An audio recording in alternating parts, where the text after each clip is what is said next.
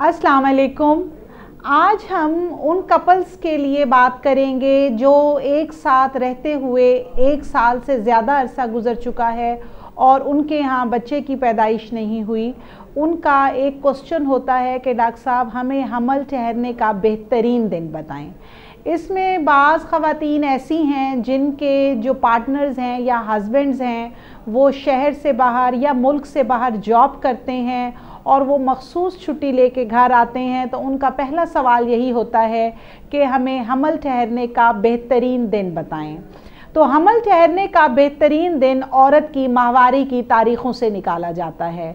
जब भी ख़ातून को मेंसेस आते हैं तो वो अपना माहवारी आने का पहला दिन हमेशा याद रखे। अपनी माहवारी के दिन से 14वां दिन यानी माहवारी के दिन से जब वो औरत काउंट करना शुरू करेगी तो 14th डे यानी 14वां दिन ऐसा दिन है जिसमें अंडा रिलीज़ होता है और ये हमल ठहरने का बेहतरीन दिन है। तो अगर कोई भी ख़ातून जिसका मेंसेस का साइकिल रेगुलर है और उसको हर महीने 28वीं तारीख़ को दोबारा से माहवारी आ जाती है तो उसका हमल ठहरने का बेहतरीन दिन 14th डे ऑफ मेंसेस है। अब कुछ ऐसी ख़वातीन हैं जिसमें हमल ठहरने का जो दौरानिया है वो इससे आगे या पीछे 14वें दिन से हो सकता है।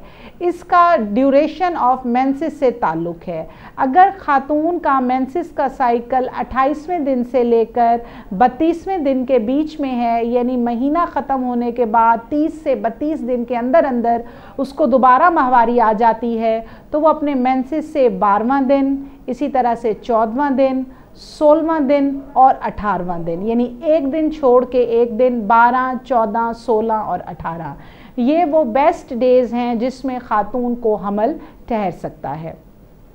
इसको हम उल्टा करके भी देख सकते हैं कि ऐसे कपल्स जिनकी फैमिली कंप्लीट हो चुकी है और वो वक्फा करना चाहते हैं तो वो 12वें दिन से लेके 18वें दिन तक क्वाइटस करने से परहेज़ करें, आपस में इंटरकोर्स ना करें। तो इस तरह से उनको कुदरती तौर पे ये कॉन्ट्रासेप्शन का तरीका है और इस तरह से ख़ातून को हमल नहीं ठहरेगा। तो हमल ठहरने के बेहतरीन दिन मेंसेस से 12वें दिन से लेके 18वें दिन के बीच में हैं।